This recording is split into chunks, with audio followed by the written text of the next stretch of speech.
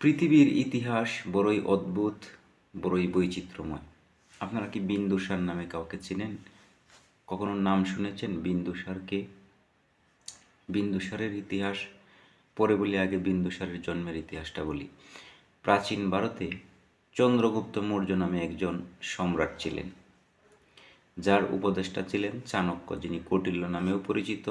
বা যারা ইতিহাস নিয়ে পড়াশোনা করেন তারা কৌটিল্যের অর্থশাস্ত্র বললে হয়তো মাথায় খেয়াল করবেন যে এই জিনিসটা আসবে। একজন পড়েছিলাম যে কৌটিল্যের অর্থশাস্ত্র নামে একটা অর্থশাস্ত্র আছে, যেটা চাণক্য লিখেছিলেন।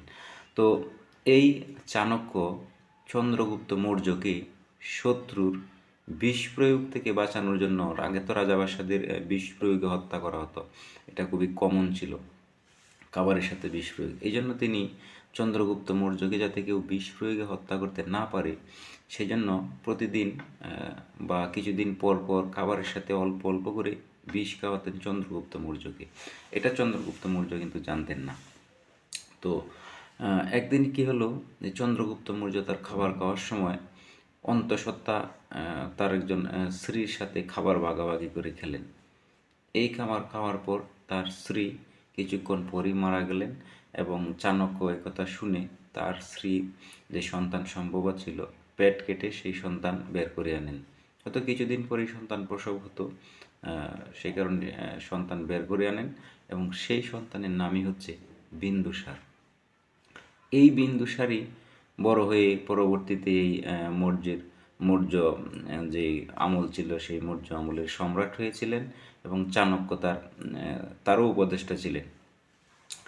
তো এই বিন্দুসারের একজন মন্ত্রী ছিলেন, যার নাম ছিল সুবন্ধু।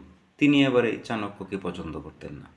তিনি তার দুষ্ত্রুটি খুঁজে বেড়াতেন, এবং কিভাবে তাকে বাদ দেওয়া যায় বা মেরে ফেলা যায় সেই চেষ্টা করতেন। তিনি সুবন্ধুকে বললেন যে আপনার যেই মন্ত্রী আছে, উপদেষ্টা রয়েছে, তিনি কিন্তু আপনার মাকে বিষ প্রয়োগে হত্যা করেছিলেন। তো এই কথা শুনে তো সুবন্ধু বিন্দুসার খুব রেগে গেলেন, এবং চাণক্যের সাথে খারাপ আচরণ করলেন বা তাকে ভর্ৎসনা করলেন।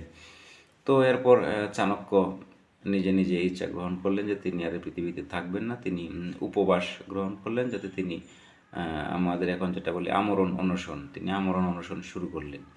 সেই আমরণ অনশন শুরু করার কিছুদিন পর বিন্দুসার তদন্ত করে জানতে পারেন যে তিনি আসলে সরাসরি বিষ প্রয়োগে তার মাকে হত্যা করেননি। তার চন্দ্রগুপ্ত মৌর্যকে বাঁচানোর জন্য তিনি এই টেকনিক নিয়েছিলেন, হয়তো একদিন ভুলে তার মা খাবারটা খেয়ে ফেলেছিল। তো এই কারণে তিনি আবার সেই সুবন্ধুকে পাঠালেন যে যাও, ওনাকে নিষেধ করো অনশন ভেঙে দিতে, তাকে ক্ষমা করে দেওয়া হয়েছে। কিন্তু এই সুবন্ধু সেই সুযোগে তিনি চাণক্যের কাছে যান, এবং লোকবল নিয়ে তাকে আগুনে পুড়িয়ে হত্যা করেন, এবং রাজাকে পরবর্তীতে এসে ভুল বুঝান। তো এই হচ্ছে আল্লাহর খেলা ভাই। দেখেন, একজন মায়ের পেটে একটা সন্তান, সেই মা মারা যাওয়ার পরেও আল্লাহ তাআলা তাকে পৃথিবীতে আনেন।